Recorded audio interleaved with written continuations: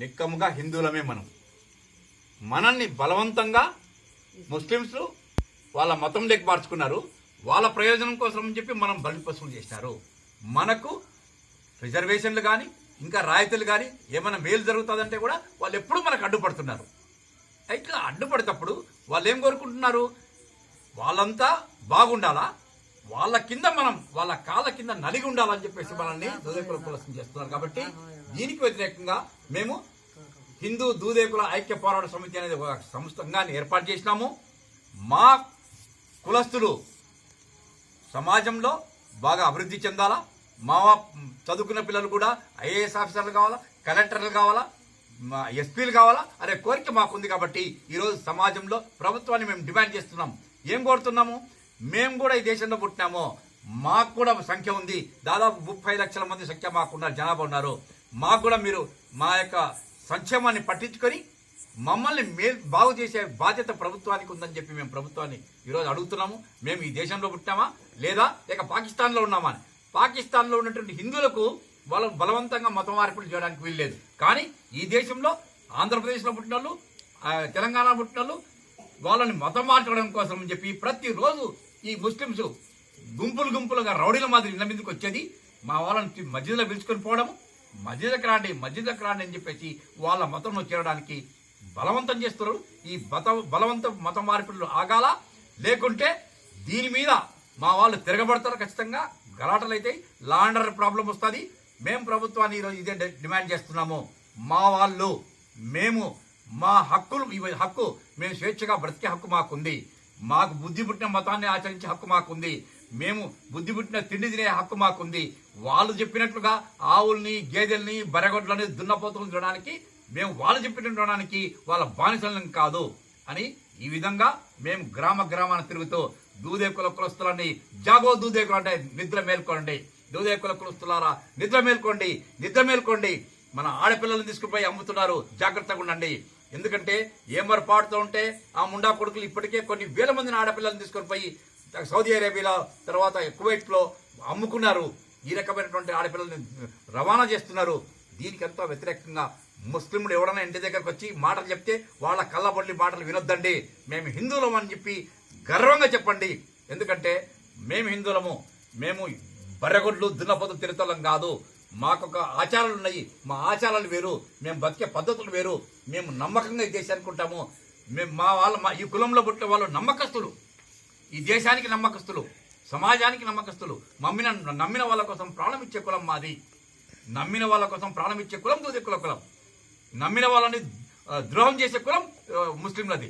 వాళ్ళతో పాటు మాకు పొత్తు పొసగదు. వాళ్ళు వేరు, మేము వేరు. వాళ్ళు సొంతం అక్క చెల్లెల్ని, అన్నదమ్ముల పిల్లల్ని పెళ్లి చేసుకుంటారు, సొంతం చిన్నాయన బిడ్డని పెళ్లి చేసుకుంటాడు. అంటే అక్కడేమి వాయువర్షాలు లేవు అని. కానీ హిందూ మతంలో భార్య తప్ప అందరూ తల్లితో సమానము, అట్లా గౌరవిస్తారు. అదే మన సంస్కృతి. వాళ్ళు తల్లి తప్ప అందరు భార్యలే. వాళ్ళకి వాయువర్షాలు ఏముండవు. చిన్నమ్మ లేదు, అత్త లేదు, తల్లి లేదు, ఎవరు లేదు. ఈ రకమైనటువంటి దుర్మార్గమైనటువంటి సంస్కారం వాళ్ళది. అటువంటి వాళ్ళతో కలిసి జీవించడం అంటే మమ్మల్ని 1100 సంవత్సరాలు బానిసలుగా చూసినారు. ఇంకా బానిసలు ఉండాలని చెప్పేసి, ఈ బానిసలు బాగా దొరికినారు మాకని చెప్పేసి, అంటే కట్టు బానిసలు మనం ఏం చెప్తే తింటామని చెప్పేసి వాళ్ళు ఏం చేశారు? దూదేకుల కులాన్ని తీసుకొని పోయి మీరు పింజారీలు అన్నారు. సరే పింజారీలు పెట్టుకోవాలి, పింజారీలు అన్నాం. మళ్ళీ కొన్ని రోజులకి ఏమన్నారు? లద్దాఫులు మీరు అన్నారు, లద్దాఫులు అనుకున్నాం. మళ్ళీ కొన్ని రోజులకి నుర్భాషలు అన్నారు, నుర్భాషలు అన్నాం. మళ్ళీ ఏమి ఇంకా అక్కడికి సర్కారీ ఏరియా పోయి మీరు షేకులు అంట. ఎక్కడి నుంచి వచ్చిన షేకులు? అరేబియా దేశం నుంచి వచ్చినారా? అంటే వీళ్ళు ఏం చెప్తే అది మనం వినాలా. వాళ్ళు బరగొడ్డు తినమంటే తినాలా, ఆవులు తినమంటే తినాలా, ఈ దేశానికి ద్రోహం చేయమంటే చేయాలా. ఇది ఎక్కడ ఏమిది? అంటే మాకు స్వేచ్ఛ లేదా? వాళ్ళు పెళ్లిళ్ళలో నికా చేస్తారు, వాళ్ళ కాజీలు, వాళ్ళకేం హక్కు ఉంది. మా వాళ్ళకు ఉర్దూ రాదని చెప్పేసి వాళ్ళు ఏదో గొరుగుతారు, ఏదో ఇచ్చేస్తారు. పెళ్లి చేసుకుంటే తాళిబొట్టు కట్టే సంస్కారం మాది. ఎవరు అసలు వచ్చి తాళి కడతారంట? ఎవరు ఇట్లా కడతారు? ఎవరు కడితే వాళ్ళు మరి మొగుని పెళ్ళాం ఎట్లా అవుతుంది? ఎవరు తాళిబొట్టు కడతారో వాడికి పెళ్ళాం అవుతుంది. ఈ రకమైనటువంటి దుర్మార్గం సంస్కారం. కాబట్టి ఆ సంస్కారాన్ని దూరం పెట్టి మనం హిందువులుగా ఉండాలా. ఈ హిందువుల్లో మనకు గౌరవంగా బతకాల. మన యొక్క పిల్లలు ఖచ్చితంగా, మా పిల్లలు బాగా చదువుకోవాలా, మన పిల్లలు డెవలప్ కావాలా, సమాజంలో గౌరవం ఉండాలా. వీటన్నిటి కోసం అని చెప్పేసి మనకు సిద్ధయ్య స్వామి ఉన్నాడు. ఆయననే మహానుభావుడు. ఆయన మనకు ఒక మార్గాన్ని చూపించినాడు. ఆయనకు కడప నవాబు తుర్కాయన ఆయనకు కాళ్ళు మొక్కినాడు సిద్ధయ్య స్వామికి. ఆయన శిష్యుడైనాడు. ఈ పనికిరాని న్యాయాలు వచ్చి మనం చెప్తే మనం ఎందుకు వింటాం? సిద్ధయ్య స్వామి మరి ప్రతి ఒక్కరు మనం తయారు కావాలా? వాళ్ళు వచ్చి మా కాళ్ళు మొక్కాలా? అది నేర్చుకోవాలి. మనం అంత తెలివిగా మనం ప్రవర్తించాలా. వీరబ్రహ్మేంద్ర స్వామి చెప్పాడు, సిద్ధ నీ కులం ప్రగతి మార్గాన్ని నడుస్తుంది, నా కులం పక్క పోతుంది, కానీ నీ కులం వాడు దూదే కులస్తుడు ఏకు మేకైతాడు, రాజ్యాధికారాన్ని చేస్తారని. అటువంటి జీవనం మాకుంది. అటువంటి కులంలో మేము పుట్టినాం. మమ్మల్ని వాళ్ళు తెలివితక్కువలు చేస్తుంటే సహించుకోవడం మనకు నచ్చదు. సహించుకోవడం తప్పు. వాళ్ళు ఎమ్మడి పైన గొర్రెల మాది మనం పోకూడదు. మనం గొర్రెలం కాదు, మనసులో ఆలోచించే శక్తి మనకుంది. ఇంతకుముందు మాది కాదు. గతంలో వచ్చి రాని పట్టకపోతే బర్రెగొడ్ల మాది పోతుంది. ఇప్పుడు లేదు అది. ఈ సంస్కారం అనేది మనం నేర్చుకున్నాం. వాళ్ళు చెప్తే బర్రెలు గొర్రెలు తినం, గాడిదలకి తినం. వాళ్ళు చెప్తారు ఆవులు తినాలని, ఆవుల్ని కొయ్యాలని. ఎందుకంటే ఆవులు హిందువులకు పవిత్రమైందంటే దాన్ని చంపాలని, వాళ్ళు దాని మాంసం తినాలని. ఎందుకని అంటే అందరూ మామూలుగా ఇట్లా చేతులు ఇట్లా కడుక్కుంటే వాళ్ళు ఇట్లా కడుక్కోవాలి అంటే వ్యతిరేకంగా. హిందువులు మీసాలు పెడితే వాళ్ళు మీసాలు తీసి పారేస్తారు, గడ్డాలు పెట్టారు. అంటే ప్రతిదానికి నెగిటివ్ చేయాలంటే వ్యతిరేకమని. ఈ వ్యతిరేకమైనటువంటి భావాలు గల వాళ్ళంట పోతే మనం దేశద్రోహులం అవుతాము. కాబట్టి మన జీవితాలు మన చేతిలో ఉండేవి. మనం ఎట్లా బతకాలా, మనం ఎట్లా తినాలా, ఎట్లా సంసారం చేయాలా, ఎట్లా 10 మందిలో ఉండాలా, ఎవరికి నమ్మకం ఉండాలా, ఎవరితో శత్రుత్వం ఉండాలా అని చెప్పేది మనం నిర్ణయించుకోవాల్సింది. వాళ్ళు చెప్తే కాదు. వాళ్ళు మామూలుగా మతంలో చేరమంటారు. చేరిన తర్వాత హిందువులు కాఫీలు వాళ్ళ ద్రోవులు వాళ్ళని చంపాలంటారు. చంపాలా మనం? అంటే మన దేశానికి వచ్చి ఎక్కడి నుంచో వచ్చిన మతం అది. ఆ పరాయి మతాన్ని మనం అవలంబించడం తప్పు. ఇంకా ఈరోజు చాలా చోట్ల ఏం చేస్తున్నారు, దూదెక్క వాళ్ళందరూ కచ్చగట్టి చచ్చిపోయిన తర్వాత వీళ్ళు పోతారు వాళ్ళ దగ్గరికి తెలివి తప్పగా. వాళ్ళు అక్కడ కబ్రస్థాన్లో పూడ్చుకుంటే స్వర్గానికి పోరంట, స్వర్గరంబాలు ఖర్చుకోవని. ఎక్కడి నుండి వచ్చిన మాటలు వీళ్ళు? నేను ఒక్కడే చెప్తున్నా, మనకు ప్రత్యేకంగా హిందువుల యొక్క ఇది ఉంది. ఖచ్చితంగా మనం ఎవరు వద్దరారు, హిందూ స్పెషల్ వంటలు పూంచుతాం. మనం హిందువుల మాది పెళ్లి చేసుకుందాం. వాళ్ళు వచ్చి మనల్ని గౌరవిస్తున్నారు, మన ఎంట ఉన్నారు. అవసరమే వాడు కాది తుర్కోళ్ళకి, మనకు కాదు. వాడు గొప్ప, వాడు మనకు గొప్ప కాదు. మనం చెప్పేది మనకు ఇప్పుడు ప్రతి దీనికి చట్టం వచ్చింది. ఇప్పుడు కాదు కాదు అది కూడా కాదు. బాబునాలు చెప్తే పిలుచుకోవచ్చు, లేకపోతే రిజిస్టర్ చేయాలి. ఇప్పుడు అది కొత్తది వచ్చింది, చట్టం వచ్చింది. ప్రతి పెళ్లి రిజిస్టర్ చేసుకోవాలా, అట్లే చెల్లుతుంది. ఇప్పుడు వచ్చింది అది. మేమేమంటున్నాం, దూదే కులకి మన కులస్తుల సమక్షంలో పెళ్లి చేసుకోవాలా, వాళ్ళు రానియకూడదు. ఇది పెట్టాం మేము. అది జరుగుతుంది. ఆ చట్టం వచ్చింది. ఇప్పుడు రిజిస్టర్ చేసుకోవాలా ప్రతి ఒక్కరు పెళ్లి అని. హిందువులే ముస్లింలే అందరూ పెళ్లి. అంటే ఇప్పుడు వీళ్ళు ఏం చేస్తున్నారు, ముస్లింస్ 7 మందిని చేసుకోవచ్చు అని, వాళ్ళు 7 మందిని చేసుకోవచ్చు అంట. ఒక తలాక్ అని 3 సార్లు. మాకెందుకు అది? మేమేమంటున్నామంటే మగోనికి ఒక న్యాయం, ఆడదానికి ఒక న్యాయం ఉండకూడదు. అందరికి ఒకటే న్యాయం ఉండాలి. ఇప్పుడు మేము 7 మందిని పెళ్లి చేసుకోవచ్చు, 7 మందిని విడిచిపెట్టచ్చు. కానీ మన పిల్లలు వాళ్ళకదే పడుతుంది. మన పిల్లలు కూడా పెళ్లి చేసుకుని వాళ్ళు విడిచిపెడతాడు.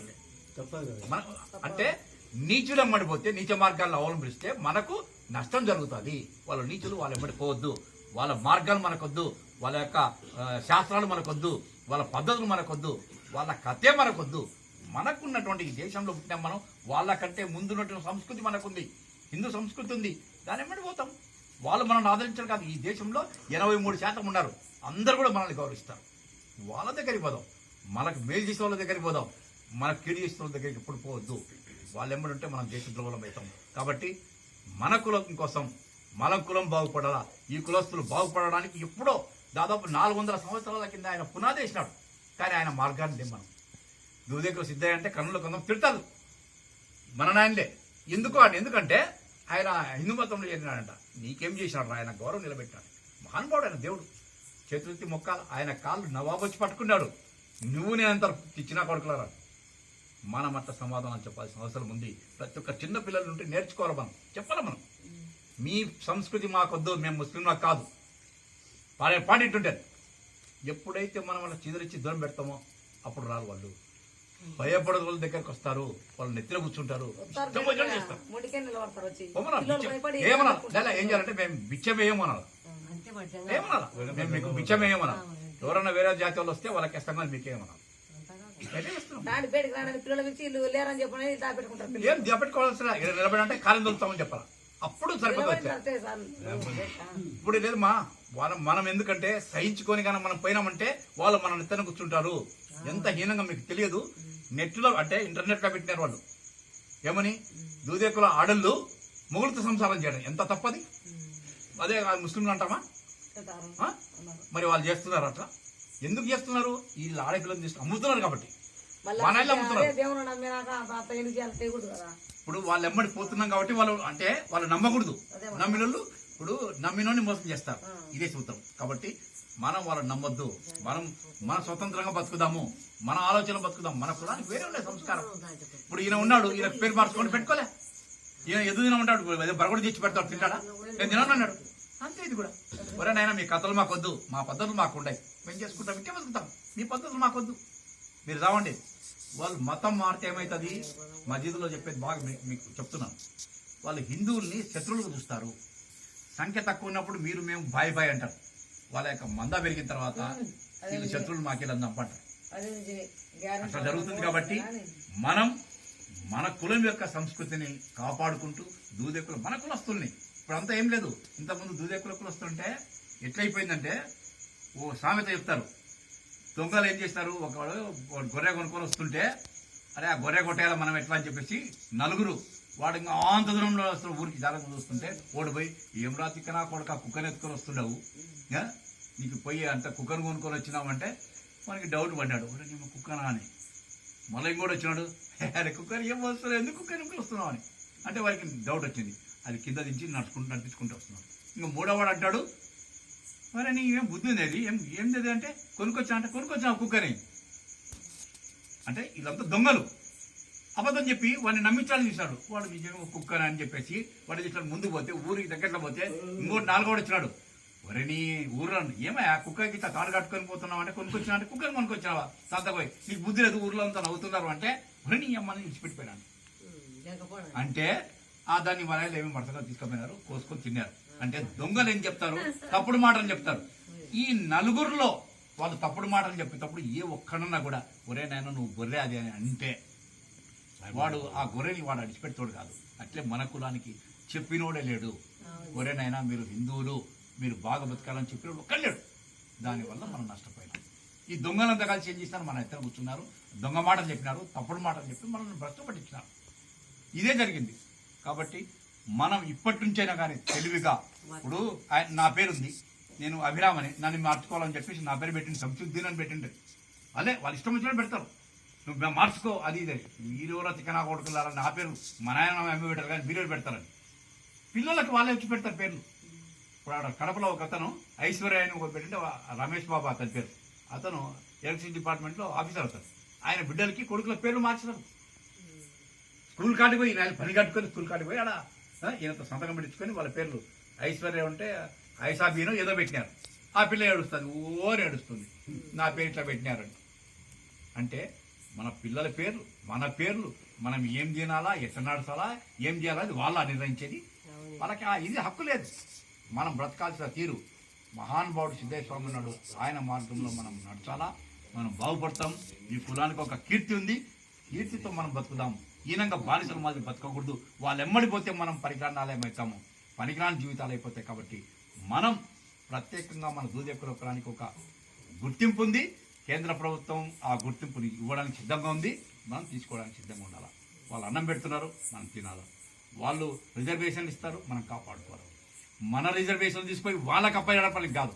నేనేం చెప్తున్నా మన వాళ్ళకంటే, మీకోసం మీరు పెళ్లి చేసుకోండి, పలానాల కోసం వేరే వాళ్ళ కోసం అని కాదు. నేను పెళ్లి చేసుకోవాలా, నా కోసం పెళ్లి చేసుకోవాలి. అంతేగాని వాళ్ళ కోసం మేము బతుకుతామంటే వాళ్ళ కోసం బతకకూడదు. మనం చెప్పు తీసి కొడతాం. వాళ్ళు అదే మనం ఏం చెప్తాం అంటే, అది కఠినంగా లేకపోతే డబ్బులు చెప్తారు. కఠినంగా మాట్లాడ రానివ్వద్దు. ఊర్లో మిగతా వాళ్ళందరూ కూడా చేసుకొని చెప్పాలి. తల్లిదండ్రిని పైకి స్వర్గానికి వాళ్ళు కూసే ప్రతి మాట అబద్ధమే, ప్రతిది అబద్ధమే, మోసం చేయడానికి. అంత చిన్న పిల్లలకు స్వర్గానికి పోయేది, నాగలోకం పోయేది చెప్పాలా వాళ్ళు? మనకు వాళ్ళు మోసగాళ్ళు వాళ్ళు. ఎందుకంటే ఏం చెప్పాలా పిల్లలకి చెప్పాలి, మనం చెప్పుకోవాలా. ఇప్పుడు